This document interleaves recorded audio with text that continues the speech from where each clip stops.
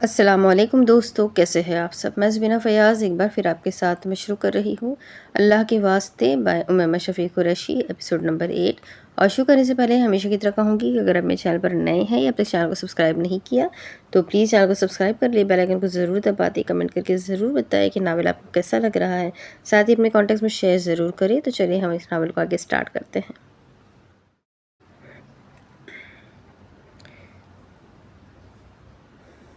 8 مئی 2020۔ سارا گھر پھولوں کی خوشبو سے مہک رہا تھا، ڈھولک کی تال پر سب لڑکیاں ناچ رہی تھی، ہر طرف خوشی کا سما تھا۔ سامنے اسٹیج پر انابیہ اور جواد بیٹھے تھے، ہرے رنگ کے لہنگے میں پھولوں کی جویلری پہنے، ہلکے پھلکے میک اپ میں انابیہ بہت حسین لگ رہی تھی، مگر جواد کی نظریں سامنے ڈانس کرتی انادل پر ہی جمی تھی۔ پیلے اور گلابی رنگ کے لہنگے میں دوپٹے کو پنس کی مدد سے ایک طرف سیٹ کیے، نیٹ کی جالی دار بازو سے نمایاں ہوتی دودھیا رنگت اور بالوں کو ہلکا سا کرل کیے وہ سیدھا جواد کے دل میں اتری تھی۔ آج جواد اور انابیہ کی مہندی تھی۔ مہندی کے فنکشن کا انتظام بھی گھر کے لان میں ہی کیا گیا تھا اور یہ انابیہ کی خواہش تھی جس پر اشفاق صاحب نے کوئی اعتراض نہ کیا۔ معیز اور انادل ساتھ میں ڈانس کر رہے تھے اور آس پاس بہت سی لڑکیاں بھی ناچ رہی تھیں۔ تبھی معیز نے آ کر انابیہ کو ڈانس کے لیے اٹھایا اور انادل نے جواد کو، اب وہ سب ساتھ مل کر ڈانس کر رہے تھے۔ تبھی انادل نے کسی لڑکی کے کان میں کچھ کہا اور وہ وہاں سے چلی گئی اور جواد بھی اس کے پیچھے چلا گیا۔ سب ناچنے اور ہلا گلا کرنے میں اتنے مگن تھے کہ کسی نے بھی جواد کی غیر موجودگی کو محسوس نہ کیا۔ انادل کو کمرے میں جاتا دیکھ کر جواد بھی اس کے پیچھے گیا۔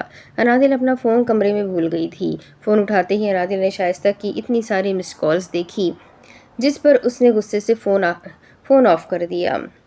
شائستہ اپنی کسی کزن کی شادی پر حیدرآباد چلی گئی تھی جس پر انادل اس سے سخت ناراض تھی، مگر مریم مہندی پر ضرور آئی تھی۔ جواد نے کمرے کے اندر داخل ہوتے ہی دروازہ لاک کر دیا۔ دروازے کے بند ہونے کی آواز پر انادل فوراً سے پلٹی۔ جواد بھائی، آپ یہاں؟ کچھ چاہیے تھا آپ کو؟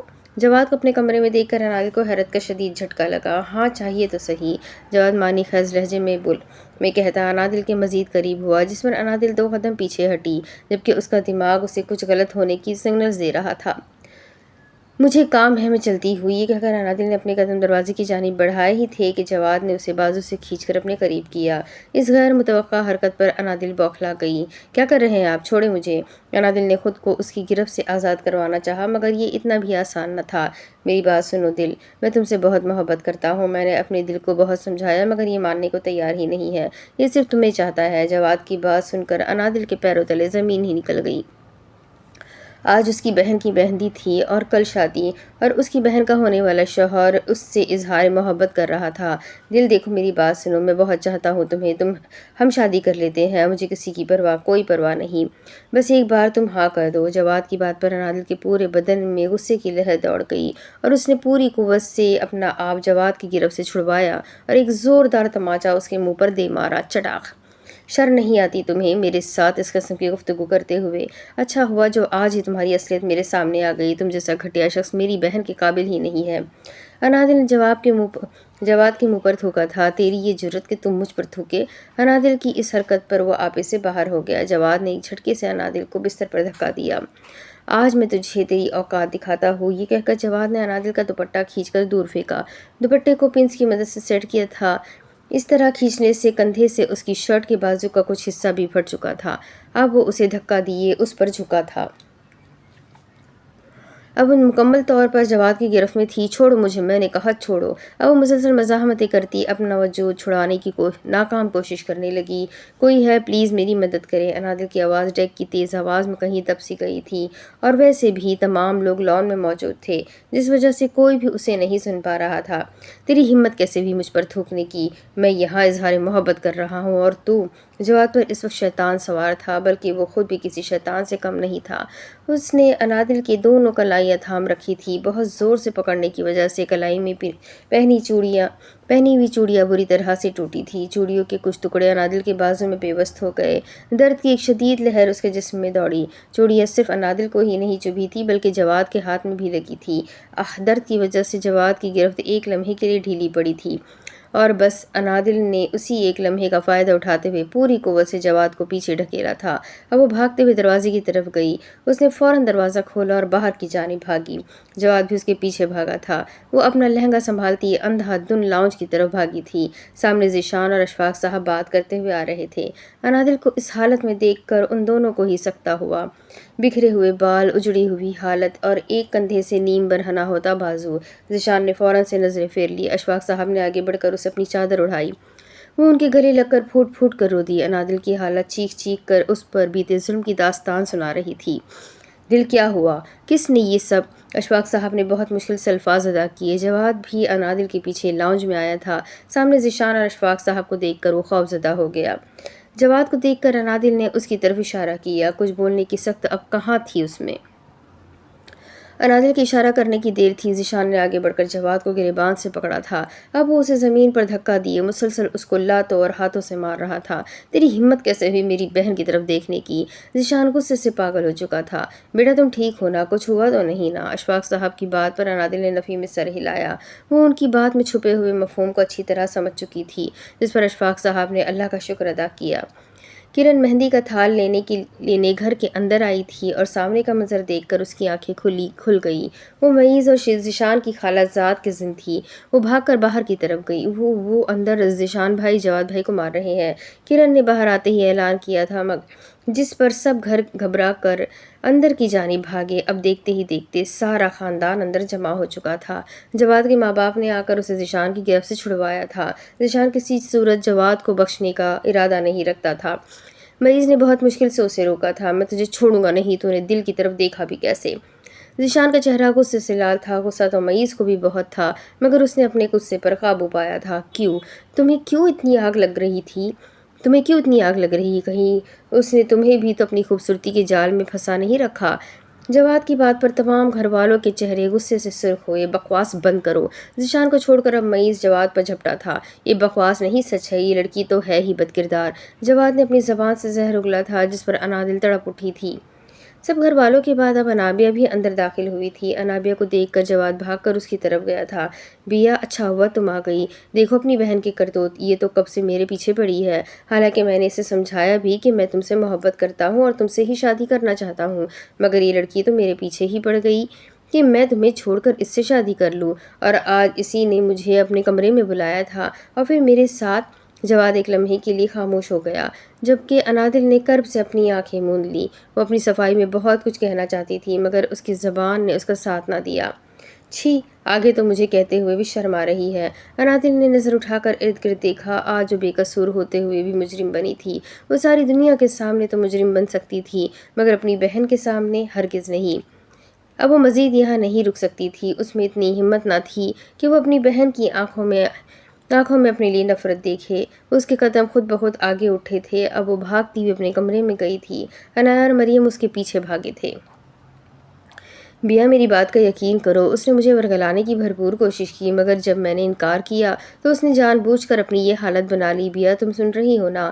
جواد نے اسے بازو سے تھاما تھا۔ اپیا، میں تو کہوں گی ایک بار پھر سوچ لے۔ اپیا، مجھے کیا مسئلہ ہے؟ یہ اہم نہیں ہے، بلکہ آپ اپنے بارے میں سوچیں۔ انادل کے کہے ہوئے جملے انابیہ کے کانوں میں گردش کرنے لگے۔ اس نے ایک جھٹکے سے جواد کی گرفت سے اپنا آپ چھڑوایا تھا اور اسے خود سے دور ڈھکیلا تھا۔ دفع ہو جاؤ یہاں سے، چلے جاؤ، وہ چیخی تھی۔ بیا، میں نے کہا چلے جاؤ یہاں سے۔ مجھے اپنی بہن پر پورا بھروسہ ہے، میری بہن بد کردار نہیں ہے۔ انابیہ کا سر چکرانے لگا تھا۔ اس سے پہلے کہ وہ گرتی، کرن نے آ کر بروقت اسے سنبھالا تھا۔ معیز، پولیس کو فون کرو، اشفاق صاحب نے معیز کو حکم صادر کیا۔ نہیں اشفاق صاحب، ایسا مت کرے، جواد کے ماں باپ نے ان کی منت کی تھی۔ وہ اچھی طرح جانتے تھے کہ قصور ان کے بیٹے کا ہی ہے۔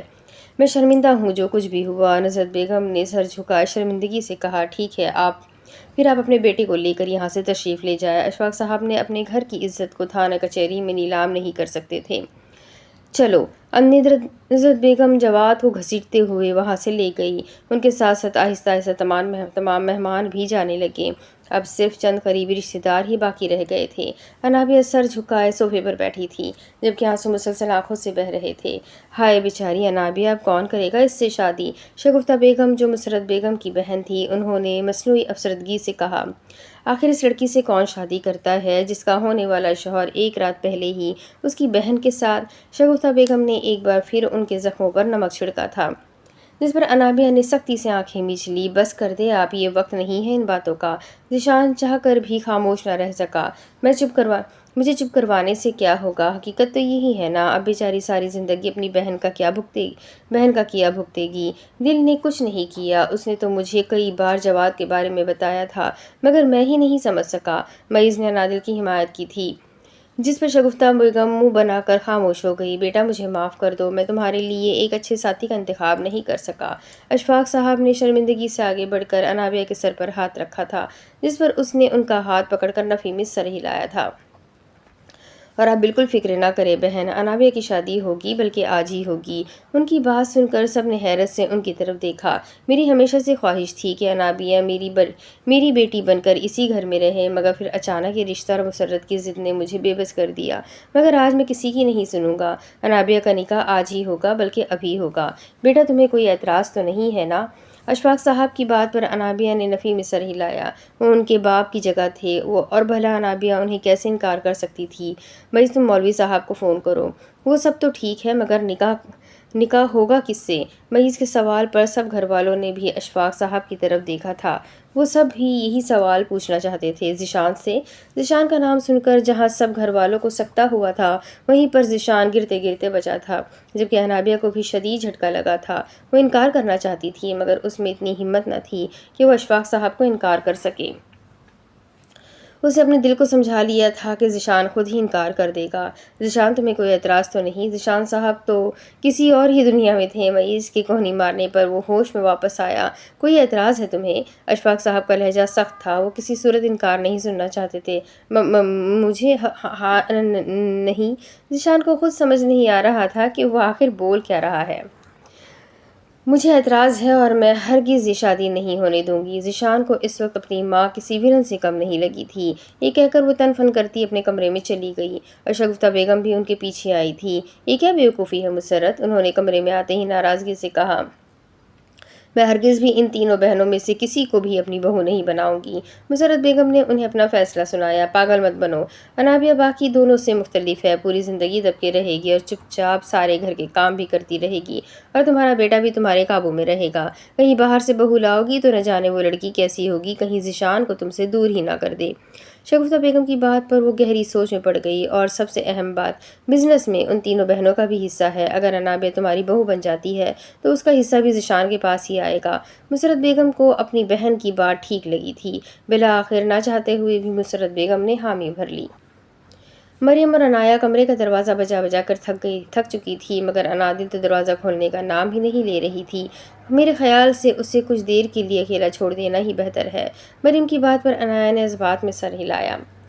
اور ویسے بھی اسے انابیہ کی فکر ہو رہی تھی کہ نہ جانے وہ کیسی ہوگی۔ لاؤنج میں آتے ہی ان دونوں کی نظر نکاح خواہ پر پڑی، جو کہ انابیہ اور ذیشان کا نکاح پڑھوا رہا تھا۔ عنایا احتجاج کرنا چاہتی تھی، مگر اگر انابیہ ہی خاموش تھی تو پھر اس کے احتجاج کا کیا فائدہ؟ نکاح کے بعد معیز نے ذیشان کے کان میں سرگوشی کی۔ یہ تو فل فلمی سین ہو گیا یار، جس پر ذیشان نے اسے آنکھیں دکھائی تھیں۔ انابیہ کی طبیعت کافی خراب تھی۔ عنایا اسے کمرے میں لے کر گئی۔ اینی مجھے سانس نہیں آ رہا، میرا دم گھٹ رہا ہے، انابیہ نے لمبے لمبے سانس لیتے ہوئے کہا۔ آپیہ میں ڈاکٹر کو کال کرتی ہوں۔ عنایا واقعی پریشان ہو گئی۔ نہیں، اس کی ضرورت نہیں، مجھے ٹیرس پر لے جاؤ، تھوڑی دیر کھلی ہوا میں سانس لوں گی تو بہتر محسوس کروں گی۔ جی۔ عنایا انابیہ کو ٹیرس پر لے گئی۔ آپ ٹھیک ہے نا؟ عنایا نے فکر مندی سے پوچھا، جس پر انابیہ نے اثبات میں سر ہلایا۔ وہ اب واقعی بہتر محسوس کر رہی تھی۔ بیا کہاں ہے؟ انابیہ کو اپنے کمرے میں نہ دیکھ کر ذیشان پریشان ہو گیا۔ ٹیرس پر کمرے میں موجود کرن سے اس نے انابیہ کا پوچھا۔ اب وہ تیزی سے زینے پھلانگتا ٹیرس کی جانب بڑھ گیا۔ مجھے انابیہ سے اکیلے میں بات کرنی ہے۔ ٹیرس پر پہنچتے ہی ذیشان نے عنایا سے کہا۔ آپیہ کی طبیعت ٹھیک نہیں ہے، اور میں انہیں اس حالت میں اکیلا چھوڑ کر کہیں نہیں جا رہی۔ عنایا کو ذیشان اس وقت سخت زہر لگ رہا تھا۔ اینی تم جاؤ، میں ٹھیک ہوں۔ انابیہ کی بات پر عنایا کو شدید حیرت ہوئی اور وہ ذیشان کو گھورتی ہوئی وہاں سے چلی گئی۔ ذیشان چل کر انابیہ کی طرف آیا تھا جبکہ انابیہ کی نظریں جھکی ہوئی تھی۔ تم ٹھیک ہو؟ ذیشان کے پوچھنے کی دیر تھی۔ انابیہ پھوٹ پھوٹ کر رو دی۔ بیا چپ ہو جاؤ پلیز۔ ذیشان نے آگے بڑھ کر اسے خود سے لگایا تھا۔ انابیہ کے آنسو سیدھے ذیشان کے دل پر گرے تھے۔ کیا بہت چاہتی ہو تم اسے؟ ذیشان نے بہت مشکل سے الفاظ ادا کیے۔ انابیہ کو جواد کے لیے اس طرح سے روتے دیکھ کر ذیشان کو بہت اذیت پہنچی تھی۔ کسے؟ ذیشان سے الگ ہوتے انابیہ نے ناسمجھی سے پوچھا۔ جواد کو۔ ذیشان کی آنکھوں میں بے بسی تھی۔ نام مت لے اس کا۔ انابیہ کی آنکھیں ایک دم ہی سرخ ہوئی تھی۔ اس کے لہجے سے نفرت صاف جھلک رہی تھی۔ میں اس جیسے کمزور شخص کے لیے کیوں روں گی؟ انابیہ کی آنکھوں میں ناراضگی در آئی جبکہ انابیہ کی اس بات پر ذیشان کے بے چین دل کو قرار آیا تھا۔ وہ سمجھ چکا تھا کہ انادل کی وجہ سے رو رہی ہے۔ میں تو آپ کے لیے رو رہی ہوں۔ میرے لیے؟ ذیشان کی آنکھیں حیرت سے پھیل گئی۔ مجھے معاف کر دے ذیشان، میں نکاح سے انکار نہیں کر سکی مگر آپ تو کر سکتے تھے نا۔ پھر کیوں آپ نے خود پر اور اس لڑکی پر ظلم کیا جن سے محبت کی جاتی ہے؟ انہیں یوں بیچ راہ میں اکیلا نہیں چھوڑا جاتا۔ انابیہ کی بات پر ذیشان کے لبوں پر جاندار مسکراہٹ نمودار ہوئی مگر انابیہ کی اگلی بات پر اس کی یہ مسکراہٹ سمٹی تھی۔ لیکن میں آپ دونوں کے ساتھ یہ ظلم نہیں ہونے دوں گی۔ آپ دوسری شادی کر لیں۔ ذیشان ایک لمحے کے لیے بالکل سن ہو گیا۔ میں خود آپ کی شادی کرواؤں گی، انابیہ نے ایک عزم سے کہا۔ آج ہمارا نکاح ہوا ہے اور تم مجھے دوسری شادی کے مشورے دے رہی ہو؟ ذیشان کو لگا شاید اسے سننے میں کوئی غلطی ہوئی ہے۔ نہیں، میں تو کہہ رہی ہوں کہ میں خود آپ کی دوسری شادی کرواؤں گی۔ ذیشان تو بس اسے دیکھتا ہی رہ گیا۔ ابھی ان کے نکاح کو 2 گھنٹے بھی نہیں ہوئے تھے اور انابیہ صاحبہ اپنے شوہر کی دوسری شادی کروانے پر تلی تھی۔ تم میری دوسری شادی کرواؤ گی؟ ذیشان کو اپنی سماعتوں پر بالکل یقین نہ آیا۔ جی، بس آپ پلیز چھپ کر شادی مت کیجیے گا جیسے حسان نے کی تھی۔ کون حسان؟ بہت سوچنے پر بھی ذیشان کو بالکل یاد نہ آیا کہ وہ اس نام کے کسی شخص کو جانتا ہے۔ وہ ڈرامے میں اس کے گھر والوں نے زبردستی اس کی شادی کروا دی تھی جبکہ وہ کسی اور کو پسند کرتا تھا۔ اس نے نہ چھپ کر دوسری شادی کر لی، پھر جب بعد میں سب کو پتہ چلا تو اسے گھر سے نکال دیا تھا۔ آپ کو بھی نکال دیں گے؟ پلیز آپ ایسا کچھ مت کیجیے گا۔ ذیشان کا سر گھومنے لگا تھا۔ وہ اسے اچھا خاصا سچ کر رہی تھی۔ بیا، میں نے تمہیں کتنی دفعہ کہا ہے کہ فضول ڈرامے مت دیکھا کرو۔ ذیشان نے دانت پیستے ہوئے اپنے غصے پر قابو کیا۔ اچھا یہ سب چھوڑو، مجھے ایک بات بتاؤ، کیا تم جانتی ہو کہ میں کس سے محبت کرتا ہوں؟ ذیشان کی آنکھوں میں صرف محبت تھی مگر افسوس کہ انابیہ اس محبت کو سمجھنے سے قاصر تھی۔ ذیشان کی بات پر انابیہ نے نفی میں سر ہلایا۔ ٹھیک ہے، میں تمہیں ہنٹ دیتا ہوں، میں جس سے محبت کرتا ہوں میری کزن ہے۔ ذیشان آج کسی بھی صورت انابیہ کو اپنے دل کے حال سے آگاہ کرنا چاہتا تھا۔ کزن؟ کرن کے نام پر وہ اچھا خاصا بدمزہ ہوا اور اس نے نفی میں سر ہلایا۔ تو پھر اقرا آپی؟ ذیشان نے ایک بار پھر بیزاریت سے نفی میں سر ہلایا۔ امارہ، زینب، زوہا، وہ اور بھی نہ جانے کون سے نام لے رہی تھی۔ اچھا بس۔ ذیشان اب مزید اپنی محبت کی توہین برداشت نہ کر سکا۔ میں تمہیں ایک اور ہنٹ دیتا ہوں، جس سے میں محبت کرتا ہوں میرے ساتھ اسی گھر میں رہتی ہے۔ اب وہ اس سے بڑا ہنٹ نہیں دے سکتا تھا۔ کیا؟ چند لمحے سوچنے کے بعد وہ تقریباً چیخ اٹھی اور ذیشان نے شکر ادا کیا کہ آخر کار اس پاگل کو سمجھ تو آئی۔ آپ کو شرم آنی چاہیے ذیشان، آپ تو دل کو اپنی بہن کہتے ہیں۔ چپ، ایک دم چپ، خبردار جو تم نے اب کوئی فضول بات کی تو۔ ذیشان نے درستی سے اس کی بات کاٹی۔ اس کا دل چاہا کہ وہ اپنا سر کسی دیوار میں دے مارے۔ بیا، معصومیت کی بھی حد ہوتی ہے۔ میں جس سے محبت کرتا ہوں میری شادی اسی سے ہوئی ہے اور وہ تم ہو بیا۔ انابیہ نے چونک کر ذیشان کی طرف دیکھا۔ دونوں کی نظریں ملی تھی۔ ذیشان کی آنکھوں میں محبت تھی اور انابیہ کی آنکھوں میں بے یقینی۔ ایک لمحے کے لیے سب رک سا گیا تھا۔ ہر طرف صرف سناٹا ہی سناٹا تھا۔ انابیہ ذیشان کی نظروں کی تپش برداشت نہ کر سکی۔ وہ فوراً نظریں جھکا گئی۔ آپ جھوٹ بول رہے ہیں۔ چند ثانیوں کی خاموشی کے بعد انابیہ منمنائی تھی جبکہ نظریں ابھی بھی جھکی ہوئی تھیں۔ تمہیں میری محبت پر یقین نہیں ہے بیا؟ ذیشان نے اس کا ہاتھ تھامتے ہوئے نرمی سے کہا جبکہ انابیہ کو پہلی بار اس کی آواز اتنی سحر انگیز لگی تھی۔ اس نے تو کبھی بھی ذیشان کے بارے میں اس طرح نہیں سوچا تھا مگر آج وہ کچھ عجیب سا محسوس کر رہی تھی۔ سچ کہتے ہیں نکاح کے 2 بول میں بہت طاقت ہوتی ہے۔ اگر آپ واقعی مجھ سے شادی کرنا چاہتے ہیں تو آج سے پہلے کبھی کیوں اقرار نہیں کیا؟ کرنا چاہتا تھا بیا، مگر بہت دیر کر دی میں نے۔ انابیہ کا ہاتھ اب بھی ذیشان کی گرفت میں تھا۔ اچھا تو پھر آپ نے رخصتی سے انکار کیوں کیا؟ انابیہ نے نظر اٹھا کر شکوہ کیا تھا۔ اس کے اس شکوے پر وہ مسکرا دیا۔ وہ اس لیے کیونکہ ابھی یہ میرے کیریئر کی ابتدا ہے۔ میں چاہتا ہوں کہ جب میں تمہیں مکمل طور پر اپنی زندگی میں شامل کروں تو میں تب تک ایک کامیاب بزنس مین بن چکا ہوں۔ ذیشان نے نرمی سے اس کا ہاتھ دباتے ہوئے کہا، جس پر انابیہ نے مسکرا کر ایک بار پھر نظر جھکا لی۔ ویسے اگر تم رخصتی چاہتی ہو تو میں بابا سے بات کر لیتا ہوں۔ ذیشان کو شرارت سوجی۔ نہیں، انابیہ نے گڑبڑا کر اپنا ہاتھ اس کی گرفت سے چھڑوایا تھا، اور ذیشان اس کے چہرے کے بدلتے تاثرات دیکھ کر بہت محفوظ ہوا تھا۔ مجھے جانا ہے۔ ابھی انابیہ نے 2 قدم ہی آگے بڑھائے تھے کہ اس کا سر بری طرح سے چکرایا۔ ذیشان نے آگے بڑھ کر بروقت اسے تھاما۔ تم ٹھیک تو ہو نا بیا؟ اس کے چہرے پر پریشانی صاف آیا تھی۔ ہاں ٹھیک ہوں۔ تم بالکل بھی ٹھیک نہیں ہو۔ میں ڈاکٹر کو کال کرتا ہوں۔ نہیں، اس کی ضرورت نہیں۔ ویسے بھی مجھے دل کے پاس جانا ہے، اسے میری ضرورت ہے۔ تم اس کی فکر مت کرو، اینی اور مریم ہے نا، وہ سنبھال لیں گی اسے۔ تم میرے ساتھ چلو۔ ذیشان اسے زبردستی کمرے میں لے گیا۔ کچھ دیر میں ڈاکٹر صاحب آئے اور انہوں نے انابیہ کا چیک اپ کیا۔ ٹینشن کی وجہ سے اس کا بی پی ہائی ہو گیا تھا۔ ڈاکٹر نے اسے دوا دی، اب وہ آرام کر رہی تھی۔ دل پلیز دروازہ کھول دو یار، مریم نے ایک بار پھر منت کی تھی۔ نکاح کے فوراً بعد وہ واپس یہاں آ گئی تھی۔ اب انایا اور کرن بھی وہاں پہنچ چکی تھی۔ کیا ہوا، نہیں کھول رہی؟ انایا کی بات پر مریم نے نفی میں سر ہلایا۔ کہیں خودکشی تو نہیں کر لی؟ کرن کی زبان پھسلی۔ نہیں، میرا مطلب ہے کہ جن لڑکیوں کے ساتھ یہ سب کچھ ہوتا ہے وہ پھر یہی کرتی ہے نا۔ انایا اور مریم کے گھرنے پر وہ تھوڑا گھبرا گئی۔ پہلی بات، دل کے ساتھ ایسا کچھ نہیں ہوا۔ دوسری بات، دل مرنے والوں میں سے نہیں بلکہ مارنے والوں میں سے ہے۔ انایا نے آگے بڑھ کر کرن کو سختی سے باور کروایا۔ انداز ایسا تھا کہ بس وہ ابھی اسے کچا چبا جائے۔ اور تیسری بات، اب کی بار مریم اس کے قریب ہوئی، تمہیں دل کی فکر کرنے کی بالکل ضرورت نہیں، اس کی فکر کرنے کے لیے ہم موجود ہیں۔ ٹھیک ہے، مجھے کیا، میں تو جا رہی تھی۔ ان دونوں کے مسلسل گھورنے پر بڑبڑاتے ہوئے چلی گئی۔ انادل بستر پر اوندھے منہ لیے تکیے میں سر دیے زاروں قطار رو رہی تھی۔ دل پلیز دروازہ کھول دو، مریم نے ایک بار پھر التجا کی۔ چلے جاؤ، سب چلے جاؤ، مجھے کسی کی ضرورت نہیں، وہ چیخی تھی، جبکہ اس کی آواز سن کر مریم اور انایا دونوں کو ہی تسلی ہوئی تھی، کیونکہ اس نے پہلی بار کسی بات کا جواب دیا تھا۔ میرا خیال ہے چلتے ہیں، اسے کچھ وقت اکیلے رہنے دیتے ہیں۔ انایا کے کہنے پر وہ دونوں تھک ہار کر واپس چلے گئے۔ مسلسل رونے کی وجہ سے اس کی ہچکیاں بن چکی تھی۔ کچھ یاد آنے پر اب وہ ہمت جمع کر کے بستر پر بیٹھی۔ بستر کے ساتھ میز پر شہزاد صاحب کی تصویر پڑی تھی۔ اس نے کپکپاتے ہاتھوں سے تصویر اٹھائی اور بہت محبت سے اس پر ہاتھ پھیرا۔ بابا، آپ کیوں مجھے چھوڑ کر چلے گئے؟ اس کی زبان لڑکھڑائی تھی۔ آپ کو پتہ ہے آج میرے ساتھ کیا ہوا؟ تصویر کو سینے سے لگائے ہوئے ایک بار پھر رو دی۔ میں نے کچھ نہیں کیا، کچھ نہیں کیا بابا۔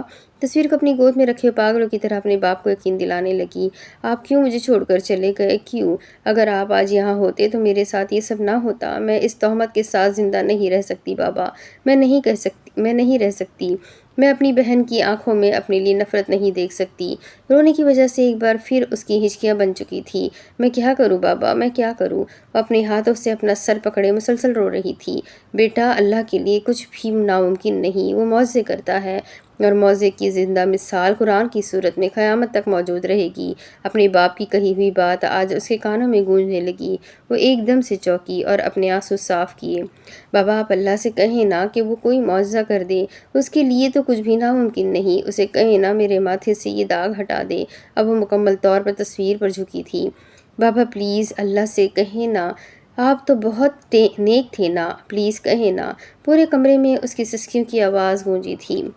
اللہ پلیز میری مدد کر دے۔ اب وہ اپنے باپ کو چھوڑ کر سیدھا اللہ سے مخاطب ہوئی تھی۔ انسان کو ویسے اللہ یاد آئے یا نہ آئے، مگر تکلیف کے وقت اسے لازمی وہ یاد آتا ہے، اور انادل کو بھی آج خدا یاد آیا تھا۔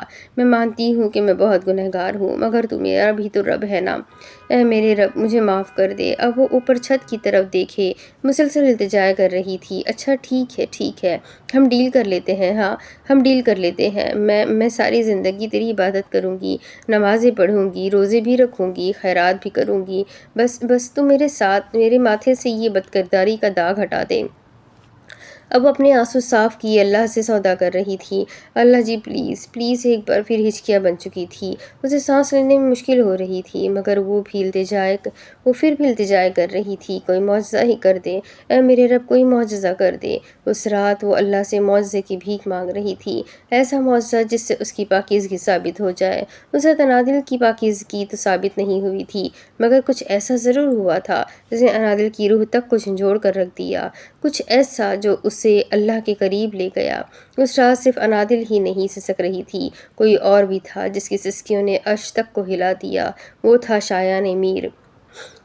ہسپتال کی اس چھوٹی سی بند نما مسجد میں بلکتا ہوا شایان میر، بھکاریوں کی طرح بھیک مانگتا ہوا وجود، وہ پچھلے کئی گھنٹوں سے رو رہا تھا، بلک رہا تھا۔ مسلسل رونے کی وجہ سے اس کا گلا خشک ہو چکا تھا، مگر وہ پھر بھی سجدے میں پڑا گڑ گڑا رہا تھا، اے میرے رب، اے رحمان، اے رحیم، میں نے ساری زندگی صرف تیری ہی عبادت کی ہے، صرف تجھے ہی سجدہ کیا، تیرے لیے روزے رکھے، تیرے لیے صدقہ کیا، میں نے سب کیا ہے میرے مالک، میں نے ہمیشہ تیرا شکر ادا کیا، کبھی ناشکری نہیں کی ہے میرے رب۔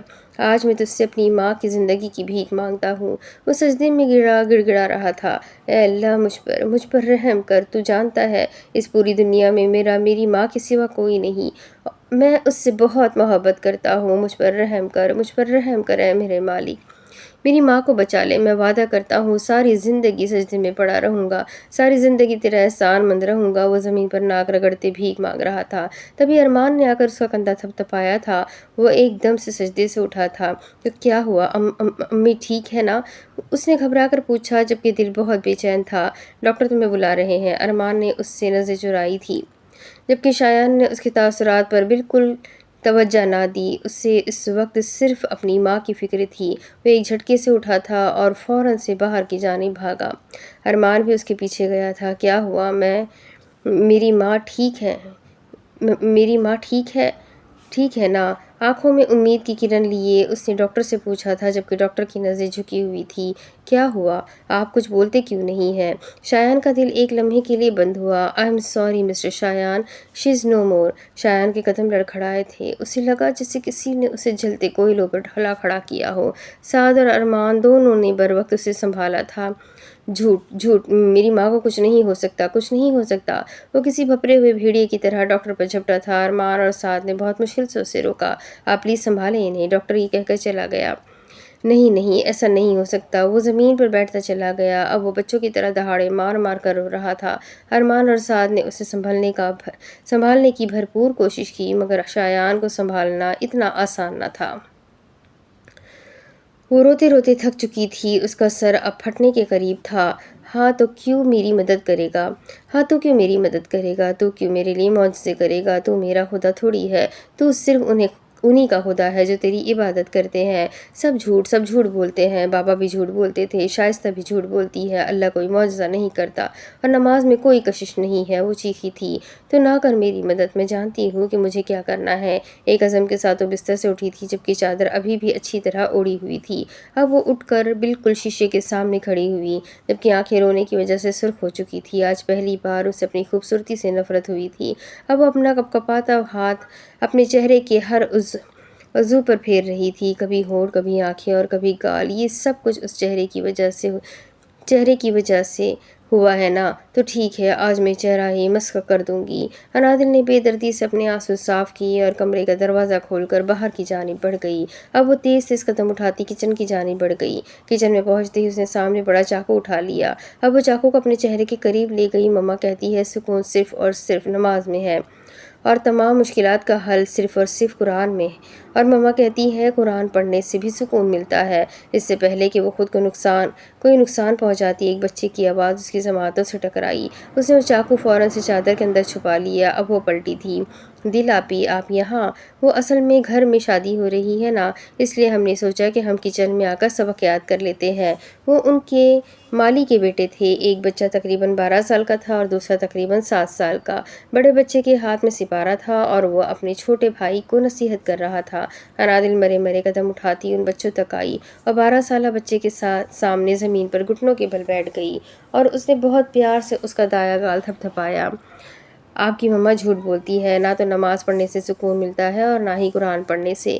یہ کہہ کر وہ اٹھ گئی۔ ابھی وہ واپس پلٹی ہی تھی کہ ایک بار پھر اس بچے کی آواز اس کے کانوں سے ٹکرائی، میری مما جھوٹ نہیں بولتی۔ شاید اس بچے کو اپنی ماں کے حوالے سے یہ بات پسند نہیں آئی تھی۔ علی کی بات پر انادل کی آنکھیں ایک دم سرخ ہوئی اور اس نے مڑ کر سختی سے اسے بازو سے دبوچا تھا اور چاقو بھی چادر سے باہر نکال لیا۔ اچھا تو تمہاری مما جھوٹ نہیں بولتی ہے نا؟ اب وہ چاقو علی کے قریب لے گئی، جسے دیکھ کر دونوں بچے بری طرح سے سہم گئے۔ علی کا چھوٹا بھائی حمزہ فوراً سے وہاں سے بھاگ گیا، جبکہ علی انادل کی گرفت میں تھا۔ وہ اس وقت اپنے ہوش و حواس میں نہ تھی۔ اگر قرآن پڑھنے سے واقعی سکون ملتا ہے تو پھر پڑھو اسے، میں نے کہا پڑھو۔ اس کی آواز اتنی گرجدار تھی کہ علی بری طرح سے ڈر گیا۔ اگر قرآن پڑھنے سے سکون ملتا ہے تو پھر تو قرآن سننے سے بھی سکون ملتا ہوگا، ہے نا؟ چلو شاباش، پڑھو اسے، میں بھی تو دیکھوں آخر کتنا سکون ملتا ہے۔ وہ چاقو علی کے مزید قریب لے گئی، جبکہ علی کو اس کی اس حرکت کی بالکل سمجھ نہ آئی۔ انادل تو ایسی ہرگز نہیں تھی، بلکہ وہ لوگ تو ساتھ میں کھیلتے بھی تھے۔ میں نے کہا پڑھو، انادل ایک بار پھر چیخی تھی، جس پر علی نے ڈرتے ڈرتے سپارہ کھولا اور جو بھی صفحہ کھلا اس نے غیر دانستہ طور پر آیت پڑھنا شروع کر دی۔ اعوذ باللہ من الشیطان الرجیم، بسم اللہ الرحمن الرحیم۔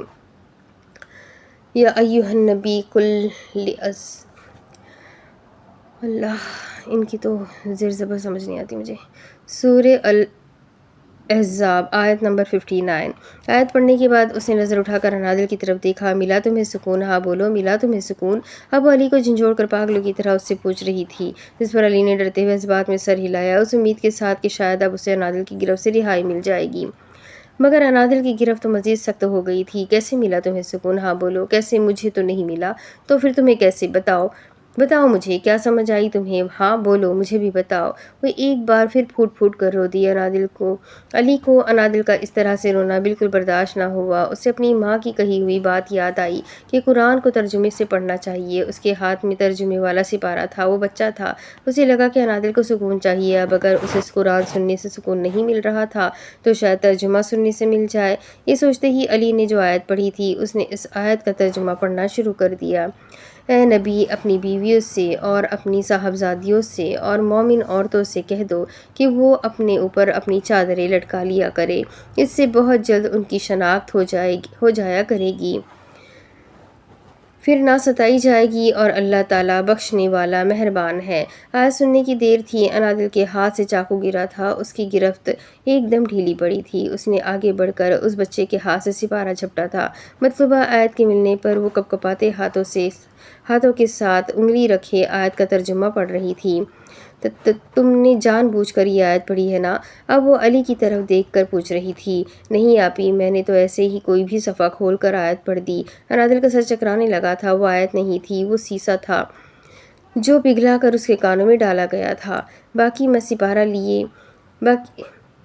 ہاتھ میں سپارہ لیے وہ زمین پر بیٹھتی چلی گئی۔ اس نے اب سپارہ گود میں رکھ لیا۔ چادریں، شناخت، مومن عورتیں، پھر نہ ستائی جائے گی، پھر نہ ستائی جائے گی، پھر نہ ستائی جائے گی۔ اس کے دماغ میں آیت کے الفاظ گردش کر رہے تھے۔ اس نے دونوں ہاتھوں سے اپنا سر تھام لیا۔ آج اس کے ساتھ جو کچھ بھی ہوا، یہ آیت اس کی عکاسی کر رہی تھی۔ علی انادل کے قریب آیا اور اس نے اپنا ایک ہاتھ انادل کے دائیں گال پر رکھا اور بہت نرمی سے کہا، آپی اب تو مل گیا نا سکون؟ یہ کہہ کر وہ وہاں سے چلا گیا، جبکہ علی کے الفاظ سے وہ تڑپ اٹھی تھی۔ ایک زبردست چابک اس کے ضمیر پر لگا تھا۔ اسے اپنے ارد گرد اندھیرا ہی اندھیرا دکھائی دینے لگا اور دیکھتے ہی دیکھتے وہ ہوش و حواس سے بیگانہ ہو گئی۔